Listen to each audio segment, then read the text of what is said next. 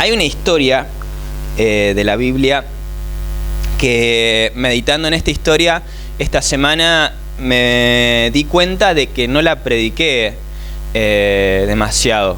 La habré predicado un par de veces sin hacer mucho énfasis en la historia en general, porque no es una de mis historias favoritas, porque tiene un comienzo relativamente lindo,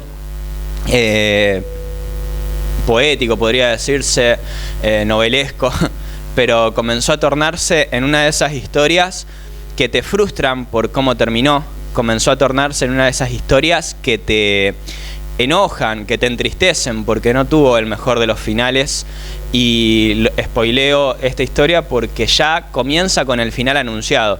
Es de esas historias que comienzan por el final, porque el pueblo de Israel pedía rey. El pueblo de Israel, y ya lo he dicho muchas ocasiones, pedía rey porque no tenían rey al igual que las demás naciones, sino que eran regidos por el Rey de Reyes y por el Señor de Señores, por Dios, por Jehová de los ejércitos, el Dios de Israel, y mediante los sacerdotes, los jueces, recibían las órdenes directas de Dios, y los reyes, los sacerdotes, bajaban esas órdenes al pueblo. Pero el pueblo de Israel no tenía un régimen, no tenía un rey, no tenía alguien que los dirija físicamente, sino que el que los dirigía era Dios. Y ellos mantenían sus rituales de adoración, mantenían las denominadas fiestas solemnes mediante el sacerdote, mediante el juez. Los jueces, los sacerdotes se ocupaban de mantener al pueblo cerca de Dios, se ocupaban de que el pueblo mantuviera su devoción por Dios. Cuando uno de estos sacerdotes, jueces morían, dice la Biblia que generalmente el pueblo tendía a alejarse de Dios hasta que se volvía a levantar otro juez, otro sacerdote, profeta que anunciaba lo que Dios quería hablarle al pueblo, y volvían nuevamente a acercarse a Dios. Así sucesivamente, hasta que un día el pueblo de Israel dice: queremos un rey como tienen todas las demás naciones, un rey que nos dirija, un rey que nos lleve a la guerra, un rey que pelee las batallas por nosotros. Y se lo dicen a Samuel. Cuando Samuel escucha esto, Samuel se enoja porque de algún modo sintió que rechazaron a Dios como rey de Israel. Dios le dice a Samuel: no te lo tomes personal, no es contra vos, me rechazaron a mí me dejaron aparte. Así que yo les voy a dar un rey. Les voy a dar un rey conforme al pueblo, el rey que se merecen, el rey que ellos pidieron. Y Dios les dio un rey. Estoy hablando del primer rey de Israel, Saúl, o mejor dicho, príncipe, porque el rey era Dios. Saúl, el primer príncipe de Israel, de hecho la Biblia también lo denomina así. Después se fue comenzando a utilizar el término rey, pero el rey era Dios. Y los que gobernaban eran los príncipes, físicamente, la imagen visible. Dios les dio el rey que se merecían, el rey que ellos pidieron, un rey conforme a ellos, conforme al pueblo. Y estábamos viendo la imagen de un pueblo que rechazó al Rey de Reyes, al Señor de Señores, por sobre cualquier otro rey. Rechazó al Creador, a Jehová de los ejércitos, y prefirieron un rey de carne y hueso, que pudieran ver físicamente como tenían las demás naciones, para parecerse a las demás naciones. Y bueno, ¿qué se puede merecer un pueblo así? ¿O qué puede esperar tener un pueblo así, habiendo rechazado a Dios? Dios les da un rey cuyo final es anunciado, un rey que finalmente terminaría siendo desechado por Dios, porque terminaría desobedeciendo reiteradas veces a la voz de Dios. De hecho, cuando comienza el reinado del rey Saúl, a los 2 años, ya comenzó a verse cómo desobedecía la voz de Dios, al punto de que Dios a 2 años, gobernó 40 años Saúl sobre Israel. A los 2 años ya de comenzar su gobierno, su reinado, ya Dios lo había rechazado porque había comenzado a desobedecer la voz de Dios solamente a los 2 años. Y Dios le dice: no voy a perpetuar tu trono, porque como saben, en los linajes antiguos, el sucesor era el hijo, el primogénito, o alguno de los hijos del rey. Y Dios dijo ya de entrada: no voy a perpetuar tu trono va a terminar con vos. Ya de entrada, le quedaban como 38 años todavía de reinado a Saúl y de desobediencia constante. Pero, como les dije, es una de esas historias que te frustra, que te enoja, que te entristece por cómo terminó, porque comenzó de una manera tan hermosa que vos decís, ¿por qué no pudo terminar mejor? Es como cuando, no sé si alguien vio Titanic, pero por poner el ejemplo, es como cuando vos ves a Jack ahí que se puede subir a la tabla esa madera para poder salvarse y se muere de hipotermia. Y vos decís, che, pero se podría haber subido y viste que te enoja al final. Bueno, con esta historia pasa lo mismo. Con esta historia vos la leés y decís, podría haber terminado mejor, podría haber sido más linda, podría haber terminado con un final feliz, de mejor manera. Sin embargo, no, porque el rey Saúl, más allá de lo hermosa que comenzó su historia, que es lo que voy a comenzar narrando, comenzó a tornarse en desobediencia contra Dios, en deshonra contra Dios. El rey Saúl, Saúl, un día el padre lo manda a buscar las asnas que se le habían perdido. Las asnas en ese momento servían para traslado.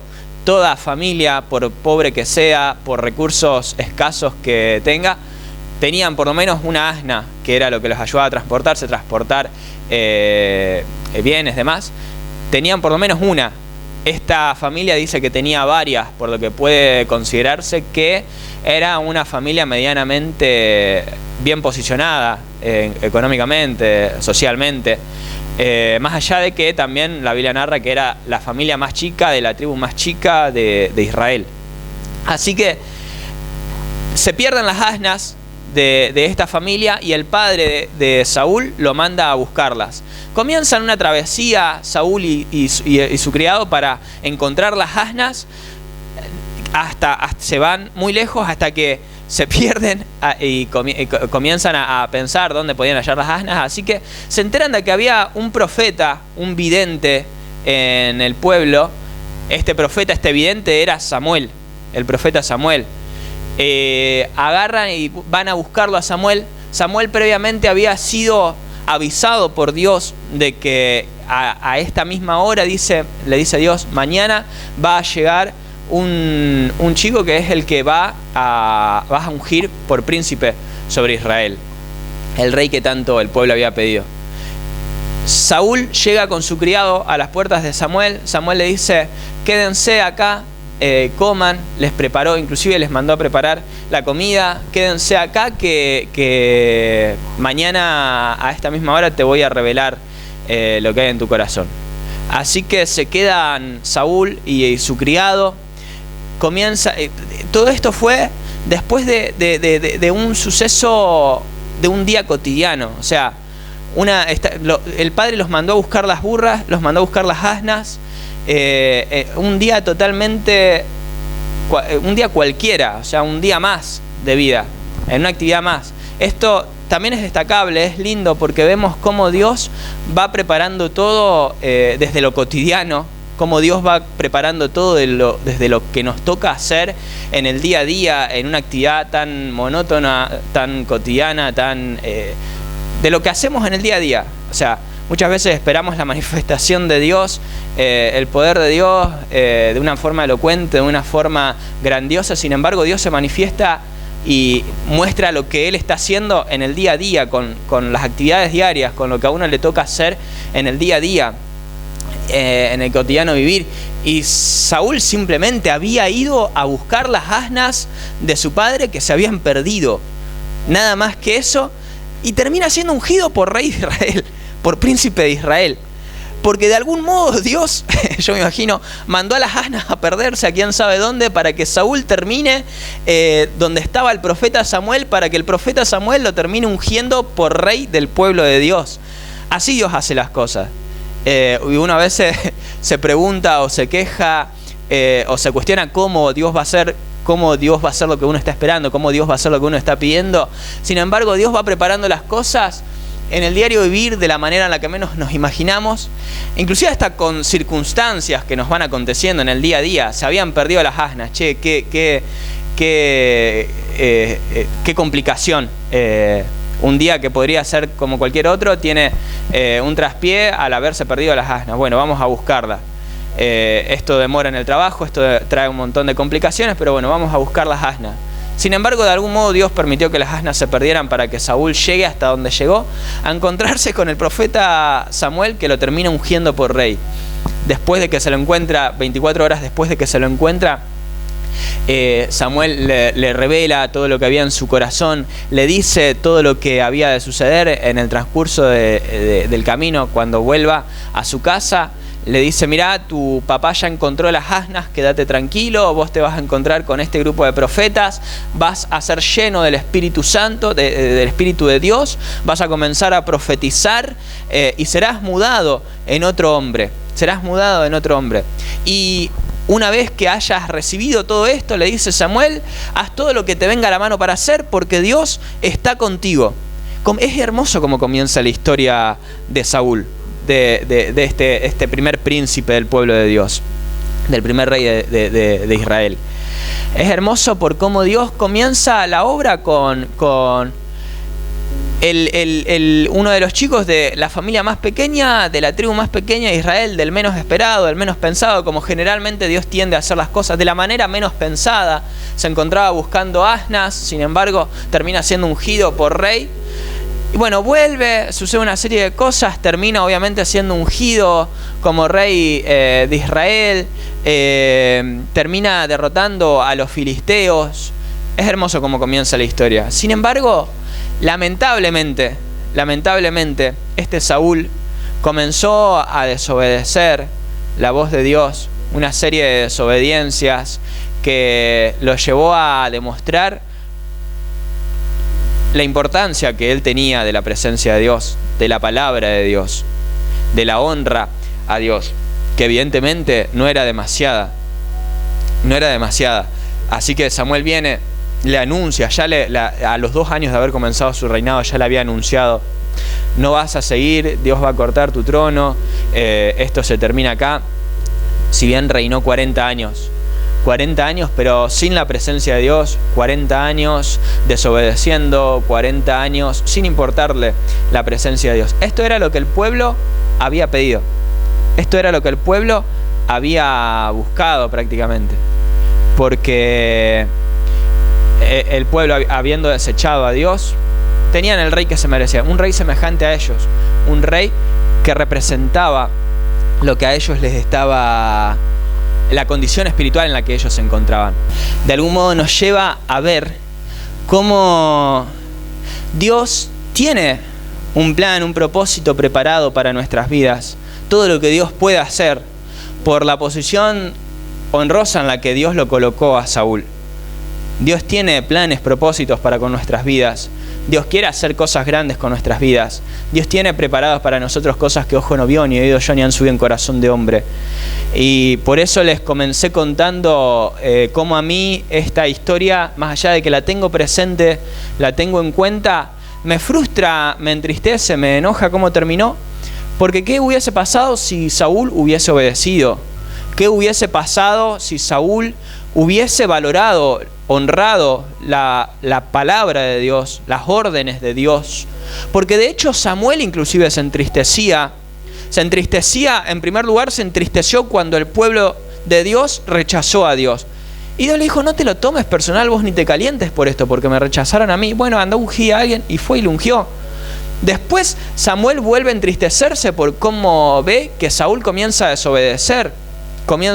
Dice la Biblia que lloraba Samuel por cómo Saúl desobedecía, hasta que un día el trono de Saúl directamente es cortado y Dios manda a ungir a David.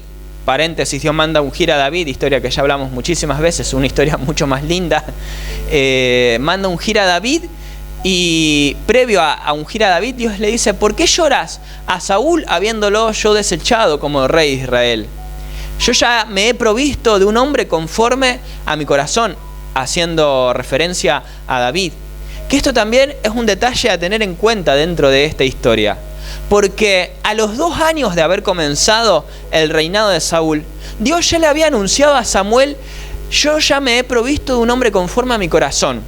A los 2 años de haber comenzado Saúl su reinado, siendo que reinó al menos 40 años, por lo que David todavía se ve que ni había nacido.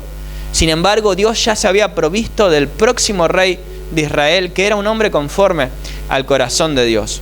Los planes de Dios son más grandes que nosotros, al punto de que David ni siquiera había nacido, sin embargo Dios ya estaba formando, ya estaba condicionando todo para que un día ese hombre conforme a su corazón, un día que naciera, lo fue preparando a lo largo de su vida para que un día ocupase el trono que comenzó ocupando Saúl.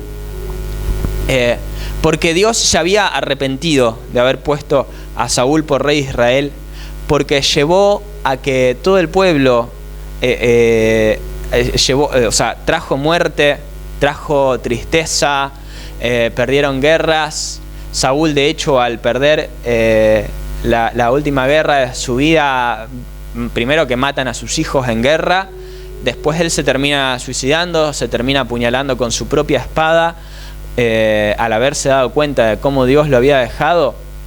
Pero previo a esto, obviamente, Dios ya lo había rechazado un par de veces. Y esto es tan triste, imagínate. El mismo Dios que te colocó en esa posición de honra, con todos los planes que había para con tu vida, con todo lo que Él te dio, todo, teniendo en cuenta que todo viene de Dios, que Dios da, Dios quita. Este mismo Dios terminó quitándolo del trono en el que Él lo había puesto. Y de hecho la Biblia dice textualmente: el Espíritu de Dios se apartó de Saúl y un espíritu malo lo atormentaba. Y esto lo narra por lo menos unos 15 años antes de que deje el trono. O sea, este hombre vivió 40 años, vivió las últimas décadas de su vida sin la presencia de Dios, desobedeciendo a Dios, atormentados por espíritus que Dios mismo le enviaba para que lo atormentasen.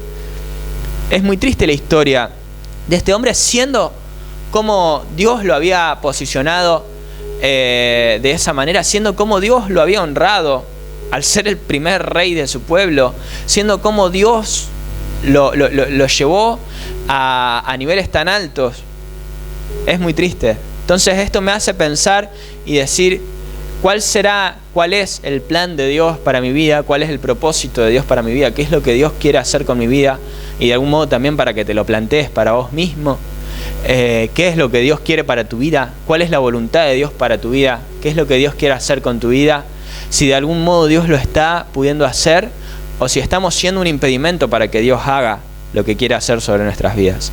Porque como comencé diciéndoles, esta historia comienza con un final anunciado. El final anunciado era que este hombre iba a terminar siendo desechado por Dios, porque iba a terminar desobedeciendo. Y qué increíble es cómo Dios, más allá de nuestra desobediencia, más allá de nuestra testarudez, lo que Él dijo lo cumple. Lo que Él comienza, Él no es hombre para que mienta. De hecho, Samuel mismo dice: Dios no es hombre para que mienta, Dios no es hombre para que se arrepienta. Samuel mismo vuelve a destacar esto en Primera de Samuel. Y cómo Dios ejecuta su obra más allá de todas las decisiones que nosotros podamos llegar a tomar, pero cómo nuestras decisiones pueden jugar en contra de la voluntad de Dios, llevándonos a desobedecer esa voluntad, inclusive en el lugar en donde Él nos puso. Inclusive aunque Él haya comenzado su obra sobre nuestras vidas, cómo somos nosotros los que permanentemente, constantemente, día a día, tenemos que mantenernos clamándole, buscándole, adorándole, para que se haga su voluntad sobre nuestras vidas. Hace semanas que vengo hablando de la oración que Jesús nos dejó: venga a tu reino, hágase tu voluntad, así como en el cielo, también en la tierra. ¿Por qué es necesario clamar así cada día? Porque todos los días nos vemos teniendo que tomar decisiones. De hecho, hace un par de semanas, 2 o 3 semanas, prediqué un mensaje hablando de esto. Todos los días nos tenemos que encontrar tomando decisiones, desde las decisiones más nimias, desde las decisiones más insignificantes hasta las decisiones más importantes de nuestras vidas. Todos los días tenemos que tomar decisiones que, bueno, el diario vivir nos lleva a tomar decisiones que parecen intrascendentales, que parecen no tener importancia, como pasó con Saúl, que tuvo que ir a buscar las asnas en un momento en el que ni se imaginó que iba a terminar siendo ungido, en el momento menos esperado. Constantemente nos van sucediendo cosas en las que tenemos que tomar decisiones. Ahora, ¿Hasta qué punto involucramos la presencia de Dios, la voluntad de Dios, el reino de Dios en las decisiones que tomamos, en lo que hacemos? Porque finalmente, después de las malas decisiones que tomó Saúl, desobedeciendo la voluntad de Dios, desobedeciendo a Dios, menospreciando la palabra de Dios, después de todas las malas decisiones que tomó, fue desechado por Dios. Viene Samuel y le dice: Dios te ha rechazado, Dios te ha desechado, Dios va a cortar tu trono. Saúl se entristece, Saúl comienza a implorar, comienza a clamar, le pide a Samuel: acompáñame por lo menos a adorar a Dios, y te pido que me honres delante de los hombres. Te pido que me honres delante de los hombres. Esto ya fue la gota que rebasó el vaso. Esto ya fue la última actitud que Saúl tuvo como para que Dios lo termine de rechazar. Porque a Saúl evidentemente ni le importaba la honra de Dios, le importaba ser honrado por su pueblo, le importaba ser honrado por los hombres. Era todo lo que le importaba. Lejos de David en comparación, porque David pecó, David cometió también desobediencia en reiteradas ocasiones. David no fue perfecto. O sea, la historia de David es linda en aspectos generales, pero cuando nos ponemos a equiparar lo que hizo uno con lo que hizo otro, están más o menos en igualdad de condiciones. ¿Qué diferenciaba a uno del otro? Que David, en primer lugar, trajo la presencia de Dios a Israel. Y constantemente, si ustedes leen los salmos de David, constantemente clamaba: endereza mis pasos, guíame por tus sendas de justicia, revélame aquello que yo no puedo ver. Lo decía en distintas palabras, pero constantemente David orando para que Dios guíe sus pasos, para que Dios le dé sabiduría, para que Dios lo guíe por el camino por el que deba andar, para que Dios haga su voluntad constantemente. Y David cometía errores al punto de que mandó a matar a su mejor soldado para quedarse con su mujer, que fue como de los pecados más destacables, por así decir, de la vida de David, porque fue, digamos, el momento más bajo espiritualmente hablando de su vida, con todas las cosas que le pasó con sus hijos, con sus esposas, demás. Este momento fue un momento bisagra, porque David en algún punto ni siquiera ya podía ver su pecado, evidentemente, porque Dios tiene que mandar a un profeta para que le diga lo mal que él había hecho, lo mal que estaba haciendo las cosas. Y ahí David se arrepiente y comienza a clamar el Salmo 51: ten piedad de mí, oh Dios, conforme a tu misericordia, conforme a la multitud de tus piedades, porque en intimidad fui formado, en secreto te he conocido, me has dado sabiduría. Purifícame con hisopo, seré limpio, lávame, seré más blanco que la nieve. Hazme oír gozo, alegría. Crea en mí un corazón puro, renueva en mí un espíritu recto. No me quites de delante de ti, no quites de mí tu espíritu. Esconde tu rostro de mis maldades, clamó David en el Salmo 51. Porque tú no quieres sacrificio, dice, no quieres holocausto, que era la forma de honrar a Dios en ese momento, de adorar a Dios. Lo que vos querés es un corazón puro, un corazón contrito, humillado, un espíritu quebrantado. No lo vas a despreciar vos, oh Dios, le dice David a Dios. El nivel de intimidad que David tenía para con la presencia de Dios, de tocar el corazón de Dios mediante su clamor, mediante su adoración. Esa adoración, ese clamor, esa forma de conectarse con la presencia de Dios no la tenía Saúl. No la tenía Saúl. Porque cuando Saúl fue confrontado por el profeta, por su desobediencia, fue rechazado por Dios, fue despreciado por Dios, fue cortado por Dios, Saúl dice: lejos de arrepentirse, lejos de clamar por misericordia, por piedad de Dios, al igual que lo hizo David, lejos de todo eso, hónrame delante de los hombres, pidió Saúl. Te ruego que me honres delante de los hombres. Porque evidentemente todas las decisiones que Saúl fue tomando a lo largo de su reinado fueron influenciadas por la opinión popular, fueron influenciadas por el humor social de ese momento. Y Saúl, como rey de Israel, no tenía el temperamento para honrar primeramente la presencia de Dios por sobre todo, por sobre cualquier otra opinión, por sobre cualquier otra decisión. Y Saúl a lo largo de su vida iba tomando decisiones influenciados por la opinión popular, influenciado por el humor social. Si el pueblo comenzaba a quejarse, Saúl se dejaba influenciar por ese humor menospreciando así la presencia de Dios, la palabra de Dios, las órdenes de Dios, al punto de que Dios lo termina desechando, porque evidentemente a Saúl todo lo que le importaba era la opinión ajena, no le importaba lo que Dios pudiera pensar.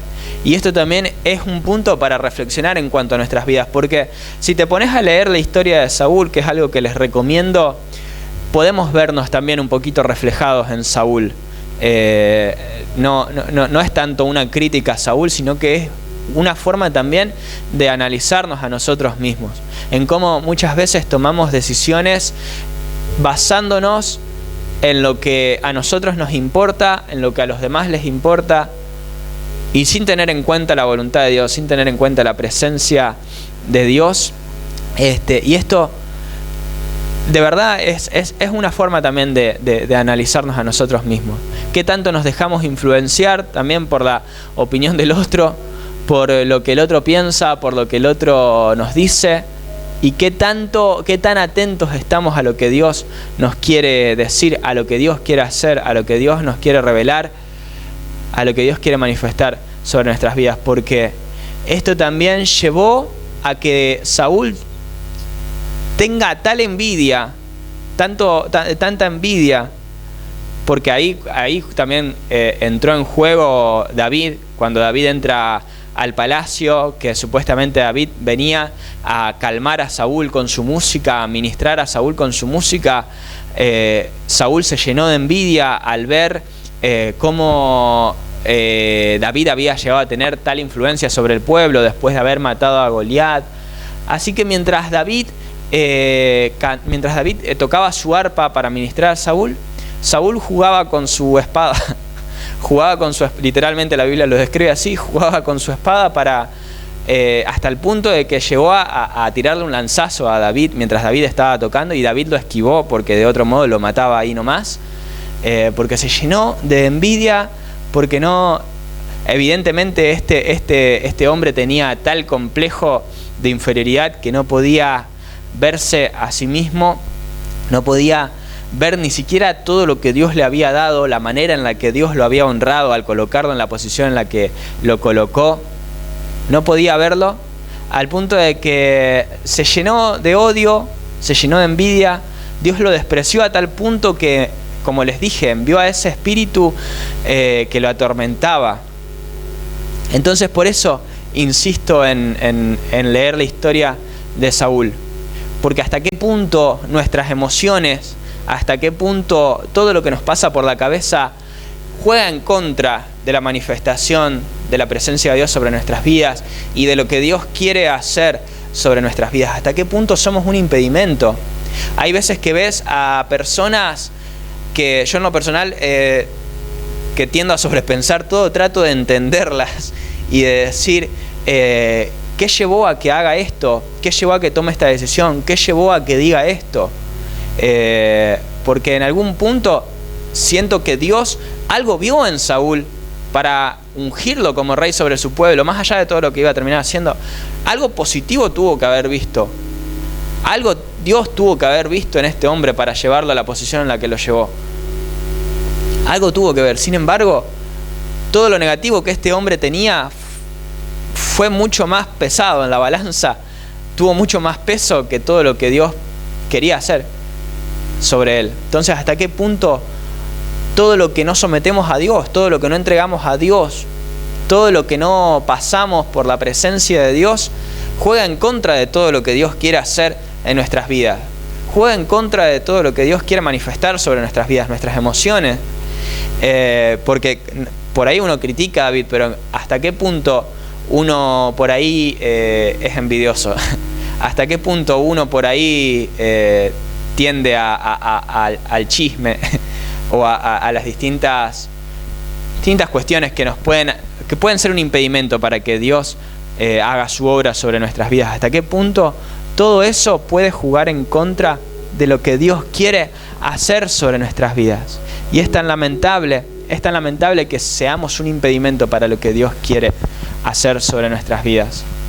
Entonces, por eso traigo este mensaje el día de hoy, porque como comencé diciéndoles acerca de esta historia, comenzó de una manera tan hermosa y terminó de una manera tan frustrante, porque podría haber terminado de otra forma si este hombre hubiese buscado la presencia de Dios, hubiese escuchado la palabra de Dios, hubiese hecho caso a la palabra de Dios, hubiese honrado verdaderamente la palabra de Dios sobre la opinión general, sobre la opinión social, sobre el humor social. Y lo que Dios quiere hacer con tu vida. Que no seamos un impedimento para lo que Dios quiere hacer con nuestras vidas. Que no seamos una historia que sea usada de ejemplo para todo lo que no hay que hacer.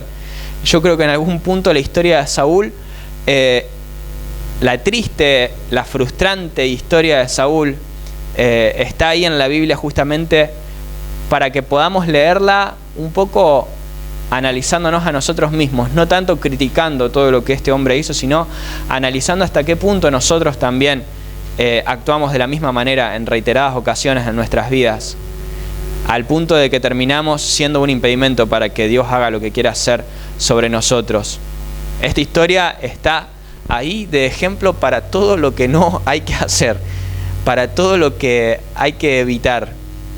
Después viene la historia de David, que está como ejemplo también para ciertas cosas que tampoco hay que hacer, pero sí ciertas actitudes que también hay que tener. Al ser conscientes de que vamos a fallar, al ser conscientes de que vamos a pecar en reiteradas ocasiones todos los días, sin embargo la misericordia de Dios es tan grande que basta con buscar su misericordia, su gracia, sabiendo que la honra viene de Él, sabiendo que Él es quien da, Él es quien quita, y Él nos va a poner en donde Él nos quiera poner, y Él va a hacer con nuestras vidas lo que Él quiera hacer.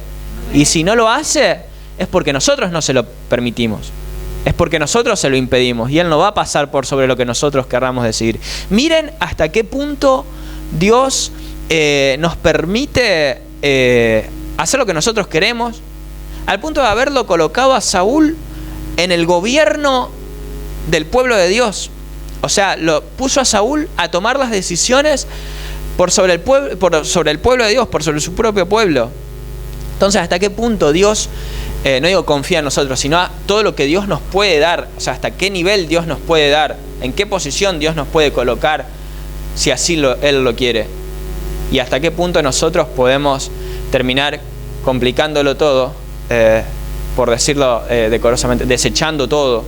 Podemos terminar tirando todo por la borda por nuestras malas decisiones, por no valorar la presencia de Dios, por deshonrar la presencia de Dios, por desobedecer la palabra de Dios. Entonces, por eso traigo este mensaje, para hacer un análisis de nosotros mismos en lo que, en nuestra conducta diaria, en las decisiones que tomamos en el día a día, en saber que esas decisiones tienen consecuencias. Toda decisión que llegamos a tomar tiene consecuencias. Las decisiones que Saúl tomó, ya termino, las decisiones que Saúl tomó, todas tuvieron consecuencia, y lo peor, que al tener que afrontar esas consecuencias, Saúl no las quería afrontar, porque la forma en la que Saúl debería haber afrontado las consecuencias, que las consecuencias de las decisiones que tomó fue que Dios lo deseche como rey de Israel, en lugar de haber asumido las consecuencias que tenía que asumir, aceptando la culpa que tenía que aceptar, sometiéndose a Dios, clamando perdón, clamando misericordia, al igual que lo hizo David.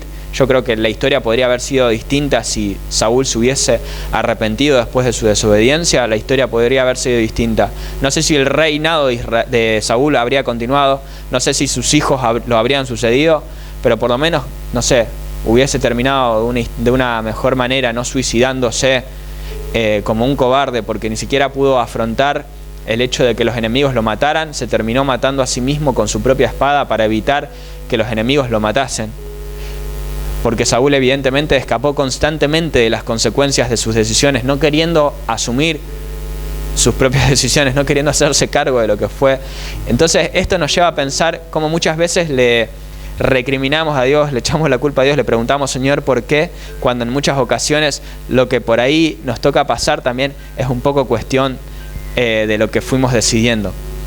Entonces, si en este momento te toca asumir por ahí ciertas consecuencias, Dios tiene misericordia para con nuestras vidas, para encaminarnos nuevamente en su voluntad, como lo hizo con David. Dios tiene misericordia, pero cuando no podemos enfrentar las consecuencias de lo que nos toca, de lo que nosotros mismos decidimos, cuando queremos arreglar inclusive por nuestros propios medios aquello que nosotros mismos decidimos. Porque ¿cuál fue la solución? Ya termino, perdón que se me hizo extenso. ¿Cuál fue la solución que Saúl le dio como a las consecuencias de sus errores? Cuando Dios lo desechó, la consecuencia de las decisiones de Saúl fueron que Dios lo desechase como rey. ¿Cuál fue la forma de solucionar lo que tuvo Saúl? Lejos de arrepentirse, lejos de humillarse ante Dios, Señor, te pido que me honres delante de los hombres.